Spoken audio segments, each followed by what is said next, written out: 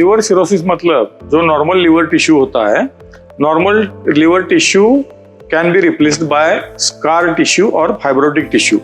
उससे लिवर का फंक्शन कम होता है और अगर वैसा ही रह गया तो पेशेंट की मृत्यु हो सकती है। पैरासीटामोल जैसी हार्मफुल नहीं है ऐसे समझने वाली जो दवा है, वो भी 1 महीना ले लिया तो उससे लिवर सिरोसिस हो सकता है।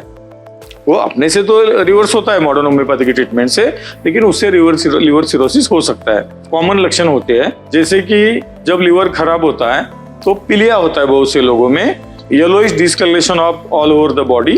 दूसरी बात एक्यूट मेडिसिन नामक एक कंडीशन होती है जिसमें कॉबवेब बोलते हैं उसको, कॉबवेब जैसे शरीर के ऊपर लक्षण आ जाते हैं। Blackish discoloration of all over body, ये जो लिवर सिरोसिस की वजह से होता है। अगर गोरे रंग का पेशेंट है तो काला ऐसा दिन ब दिन होता जाता है। लिवर सिरोसिस होने के बाद पोर्टल वेनस थ्रोम्बोसिस होता है। जो पोर्टल वेनस सिस्टम रहती है उसमें एक गठान पैदा होती है खून की, उसको थ्रोम्बोसिस बोलते हैं। उसकी वजह से खून का रिसाव होता है, वॉमिटिंग ऑफ ब्लड या मलीना मतलब संडास की जगह से भी खून जाता है। जब एसाइटिस होता है मतलब पेट में पानी होता है, तब लीवर नियर अबाउट 85 to 90% खराब हुआ होता है।